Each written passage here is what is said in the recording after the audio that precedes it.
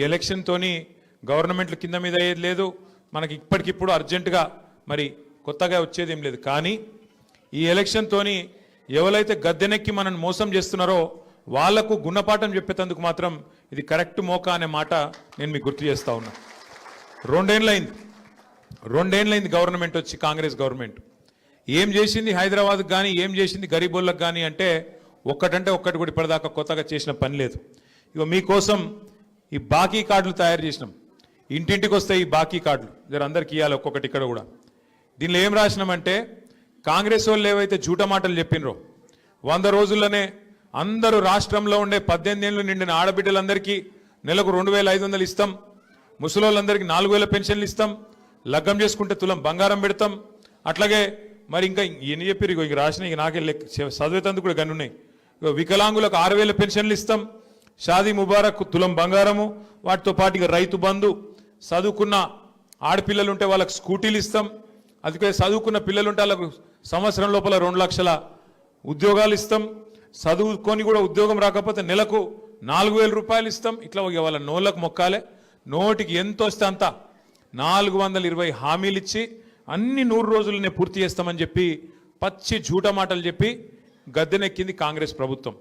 మరి గద్దెనెక్కినాక 2 సంవత్సరాలలో ఏం చేసినారా కాంగ్రెస్ వాళ్ళు అంటే, ఒకటి మాత్రం చేసిరు. ఒక కొత్త ఇల్లు కట్టలే, ఒక ఇటుక పెట్టలే, హైదరాబాద్లో కనీసం పొక్కలు కూడా ఉడుస్తలేరు రోడ్ల మీద. కానీ ఒక్కటి మాత్రం పొక్తాగా చేస్తున్నాడు. ఏం చేస్తుండు, గరీబోళ్ళ ఇండ్లు ఎక్కడుంటే అక్కడికి మాత్రం బుల్డోజర్ మాత్రం పంపిస్తున్నాడు. హైడ్రా అని చెప్పి ఒక కొత్త దుకాణం పెట్టి కొత్త ఇల్లు కట్టింది లేదు, ఒక పట్టా ఇచ్చింది లేదు, ఉన్న ఇల్లు గులగొట్టుట్లో మాత్రం ఫస్ట్ ఉన్నాడు, ఇల్లు మాత్రం గులగొడతా ఉన్నాడు. జూబ్లీ హిల్స్ వాళ్ళు, షేక్పేట వాళ్ళు ఇవాళ మీరు చేయవలసిన ఆలోచన ఒక్కటే, మీకు కారు కావాలన్నా బుల్డోజర్ కావాలన్నా ఏదో ఒకటి ఆలోచన చేసుకోరు. మీకు కారు కావాలంటే టీఆర్ఎస్ గెలవాలి, కేసీఆర్ గెలవాలి, గోపీనాథ్ భార్య మాగంటి సునీతమ్మ నిలబడ్డది, ఆమె గెలవాలి. ఇక మీ ఇంటికి బుల్డోజర్ రావాలి, హైడ్రా రావాలంటే మాత్రం పక్కా మీరేం చేయాలనో అది చేయండి. నేనేదో ఇది మిమ్మల్ని భయపెడతానికి చెప్తలేను, ఉన్న వాస్తవం చెప్తున్నా. ఉన్న వాస్తవం ఏంది ఈరోజు అంటే, ఇవాళ మీరు చూస్తే రేవంత్ రెడ్డి ప్రభుత్వం, కాంగ్రెస్ ప్రభుత్వం వచ్చినాక కోర్టులంటే గౌరవం లేదు, పేదవాళ్ళంటే గౌరవం లేదు. మీ దగ్గర కాయిదాలు ఉన్నాయా, కాయిదాలు లేవా, పట్టి లేదు. ఇష్టం వచ్చినట్టు గుడ్డెద్దు చేన్ల పడ్డట్టు పోయి ఎక్కడ పడితే అక్కడ హైదరాబాద్లో నిన్నగాక మొన్న కూడా గొలగొట్టిరిపోయి. గరీబోళ్ళు ఇళ్లల్లో వండుకునే అన్నంను తన్నుడు, వాళ్ళు పిలగాళ్ళు పెట్టుకునే పుస్తకాలు వారేసుడు, వాళ్ళ వాటర్ బాటిల్ వారేసుడు, ఎక్కడికక్కడ గుడిసెలు గులగొట్టుడు, రేకుల షెడ్లు గులగొట్టుడు, ఆగమాగం చేసి రోడ్డు మీద ఉండే బండ్లను కూడా ఆఖరికి ఇష్టం వచ్చినట్టు ఎత్తవతల వాడిస్తున్నారు, ఎక్కడికక్కడ కూలగొడతా ఉన్నారు. అందుకే నేను అంటున్నా, మీకు కారు కావన్నా బుల్డోజర్ కావన్నా ఆలోచించుకునే సమయం ఇవాళ జూబ్లీ హిల్స్ ప్రజలకు వచ్చింది. ఇంకొక మాట కూడా నేను మీకు విజ్ఞప్తి చేస్తా ఉన్నా. ఇప్పుడు ఈ ఎన్నికల్లో వాళ్ళకు సురుకు పెడితేనే, వాళ్ళకు గుణపాఠం చెప్తేనే వాళ్ళకు బుద్ధి వస్తుంది. ఇన్ని రోజులు చేసిన మోసానికి ప్రజలు కోపంగా ఉన్నారు అనే సోయి వస్తుంది. మీరు గట్టిగా బుద్ధి చెప్పి గట్టిగా మరి వాళ్ళకు ఓట్లు వేయకుండా వాళ్ళ డిపాజిట్ గల్లంతు చేసేటట్టు తీర్పిస్తే సచ్చుకుంటే దెబ్బకు దయ్యం దిగొచ్చి నెలకు 2,500 ఇచ్చే పరిస్థితి చాలా అవుతుంది. లేకపోతే వాళ్ళు ఏమనుకుంటారు, మేము నెలకు 2,500 ఇవ్వకపోయినా, ముసలోళ్ళకు 4,000 పెన్షన్లు ఇవ్వకపోయినా, తులం బంగారం ఇవ్వకపోయినా, కొత్తగా ఒక ఇటుక పెట్టకపోయినా, హైదరాబాద్లో కొత్త రేట్లు వేసుడు కాదు, ఉన్న రోడ్లకు పొక్కలు ఉడవకపోయినా మాకే గుద్దుతున్నారు అంటే మరి గిట్లనే ఉండాలి, గిట్లనే నడవాలి, మోసందే గెలుస్తుంది అన్నట్టుగా వాతావరణం ఉంటుంది. దయచేసి నేను మిమ్మల్ని కోరేది, ఆలోచించమని చెప్పేది ఒకటే, ఈ ఎలక్షన్ వ్యక్తులకు మధ్యలో జరుగుతలేదు. ఈ ఎలక్షను ఒక మోసకారి కాంగ్రెస్ పార్టీకి, నిజాయితీగా 10 ఏళ్ళు హైదరాబాద్ కోసం, తెలంగాణ కోసం పనిచేసిన కేసీఆర్ గారి బీఆర్ఎస్ పార్టీకి జరుగుతున్నది తప్ప వ్యక్తుల మధ్యలో జరుగుతలేదు. ఇంకొక మాట కూడా మీరు ఆలోచన చేయాలని చెప్పి కూడా నేను మిమ్మల్ని కోరుతా ఉన్నా. ఇవాళ తెలంగాణలో ఈ 2 ఏళ్లలో ఏం జరిగింది అభివృద్ధి, ఏం జరిగింది సంక్షేమం అని ఆలోచిస్తే మీకు ఎంతెంత బాకీ ఉన్నాడో ఆ బాకీ కార్డులో మీరు చూసుకోవచ్చు. బాండ్ తీసి పీచే బేసి తీసి విష్ణువిచ్చి ఇవి కూడా తీసుకుపెట్టి ఇవన్నీ కూడా మీరు చూడాలా, చదవాలా, ఆలోచన చేయాలా. దాంతోపాటు రేవంత్ రెడ్డి గారు ఏమో అమాయకుడు కాదు. ఇప్పుడు తమ్ముడు మహేష్ ఒక మాట అన్నాడు, 42% రిజర్వేషన్ ఇస్తానని బీసీలను మోసం చేసిండు అన్నాడు.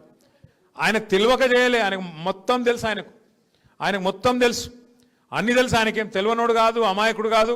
ఆయన ఇచ్చే జీవో చెల్లదని తెలుసు ఆయనకు. ఎందుకంటే పార్లమెంట్లో చేసే పని అసెంబ్లీలో చేస్తే, పార్లమెంట్లో చేయాల్సిన చట్టం అసెంబ్లీలో చేస్తే అది చెల్లదని తెలుసు, జీవో ఇస్తే అది నిలబడదని తెలుసు, కోర్టుకు పోతే కోర్టు కొట్టేస్తుందని తెలుసు. కానీ బీసీలను మోసం చేసేందుకు 4 ఓట్ల కోసం డ్రామా ఆడి 42% రిజర్వేషన్ అని చెప్పి బీసీలకు మోసం చేసిండు. ఇలా అజరుద్దీన్ పోటీ చేసిండు. ఇదివరకు అజరుద్దీన్ పోటీ చేసిండు 2023లో కాంగ్రెస్ కెంచి. ఇప్పుడు ఆయనకు తెలుసు రేవంత్ రెడ్డికి అజరుద్దీన్కి ఇచ్చిన ఎమ్మెల్సీ కూడా నిలవదని తెలుసు, అది కూడా కోట్ల కొట్టుడు పోతుందని తెలుసు. కానీ అజర్ భాయ్ కో భీ చూనా లగా దియే, అజర్ భాయ్ కో భీ బకరా కర్ దియే, ఉన్కా భీ కామ్ తమాం కర్ దియే. ఆయనను కూడా మోసం చేసిండు. ఆయనకు పక్కా తెలుసు షేక్పేట వెనక మొన్నేదో జాగిచ్చిన నేను అల్కాపురిలా మీకు 2.5 గజాలు ఖబరస్థాన్ కోసం ఇచ్చిన అని చెప్పి ముస్లింలను మోసం చేసే ప్రయత్నం చేసిండు. అది కూడా ఆయన కెరికే, అది మోసం అని తెలుసు. झूठ है मालूम है उनको, फरेब है मालूम है, वो नहीं टिकता मालूम है, वो आर्मी का लैंड है वो भी मालूम है. फिर भी एक कागज निकाल दिए, बोल दिए अरे भाई आपको खबरस्तान के लिए मैं जमीन दे दिया. वहां गए तो क्या हुआ, जमीन का कागजात तो दे दिए, वहां गए तो आर्मी वाले आए, अरे यहाँ पे आए तो डंडा मारता हूं भागो बोल के यहां से भगा दिए. सब मालूम होते हुए తెలిసి కావాల్సుకొని మోసం చేసేటోడే రేవంత్ రెడ్డి. మళ్ళీ ఆయన చాలా నిజాయితీ గల మోసగాడు, ఆయన తప్పు కాదు, చాలా నిజాయితీ గల మోసగాడు రేవంత్ రెడ్డి. ఆయన ముందే చెప్పిండు ప్రజలు మోసం చేసేటోళ్ళకే నమ్ముతారు, గొర్రె కషాయాన్ని నమ్ముతుంది అని చెప్పి ఆయన చెప్పి మోసం చేసేటోళ్ళకి నమ్ముతారు కాబట్టే నేను మోసం చేస్తున్నాను కూడా చెప్పిండు. అది కూడా టీవీలలో ఉన్నది, యూట్యూబ్లో ఉన్నది, మీరు చూసుకోవచ్చు. ఇప్పుడు కూడా ఏం చేస్తుండు రేవంత్ రెడ్డి అంటే మళ్ళొక్కసారి ఆయన అంటాడు, నేను నిన్న మొన్న చూస్తున్నా మంత్రులు మాట్లాడుతున్నారు జూబ్లీహిల్స్ అని అంట కాంగ్రెస్ గెలుస్తూనే అభివృద్ధి జరుగుతుందంట. మరి 24 నెలలకెళ్ళి ఎవడునోడు కాంగ్రెస్ కాకపోతే రాష్ట్రంలో అధికారం కాంగ్రెస్ ఉంది కదా, మరి 24 ఏళ్ళకెళ్ళి ఎందుకు ఏం చేయలేదు నువ్వు? 2 ఏళ్ళకెళ్ళి ఎందుకు రోడ్లు వేయలేదు, ఎందుకు మోరీలు కడతలేవు, ఎందుకు ఏం డెవలప్మెంట్ చేయలేదు? ఇలా కొత్తగా ఎలక్షన్ రాగానే డెవలప్మెంట్ అని మాట్లాడుతుండు. ఆయన ఏం డెవలప్మెంట్ చేస్తుంది కాంగ్రెస్? మీరు 65 ఏళ్ళు పరిపాలించారు దేశం, 65 ఏళ్ళు కాంగ్రెస్ ప్రభుత్వమే ఉండే, నువ్వు చేసేడుంటే మస్తుగా చేసేడుండే. కేసీఆర్ కట్టినట్టు హైదరాబాద్లో 42 ఫ్లైఓవర్లు మీ షేక్పేట్ ఫ్లైఓవర్తో సహా కట్టింది ఎవరు? కేసీఆరేనా? కేసీఆర్ గారు ఉన్నప్పుడు 1 కాదు 2 కాదు, మరి 45 ఏళ్ళు సరిపోలేదా కాంగ్రెస్ వానికి షేక్పేటలో ఫ్లైఓవర్ కట్టనికే? ఏమన్నా కట్టిరా? ఆలోచన చేసిరా? షేక్పేట ఫ్లైఓవర్ కట్టింది కేసీఆరే. షేక్పేట్తో పాటు హైదరాబాద్ రూపురేఖలు మార్చే విధంగా 42 ఫ్లైఓవర్లు, అండర్ పాస్లు, బ్రిడ్జులు ఇవన్నీ కట్టింది కేసీఆరే. ఒక ఫ్లైఓవర్లు కట్టుడే కాదు, గరీబోళ్ళకు మేలు చేసిండు కేసీఆర్. బతుకమ్మకు చీరలు పెట్టిండా కాంగ్రెస్ వాడు? పెట్టిండా? మీకు స్పెషల్గా పంపిండా ఏం షేక్పేటకు? పంపిండా? కేసీఆర్ ఉన్నప్పుడు వస్తుండేనా? रमजान तोहफा मिला के आपको? क्यों रेवंत रेड्डी दिए रमजान का तोहफा आपको?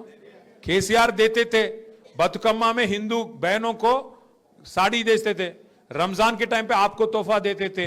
क्रिश्चियन अगर है तो आपको क्रिसमस के दौरान क्रिसमस गिफ्ट मिलता था. अभी इन्हों आने के बाद चल रहा है सब कुछ तोहफा मिल रहा है आपको? कुछ तोहफा नहीं, कुछ नहीं. सारे बैंगन के बातें करना, हथेली में जन्नत दिखा के वोट लेना, बस वोट मिल गया, गद्दी मिल गई, गद्दी पे बैठ के चूना लगाना, भाग जाना, बस उतना ही है.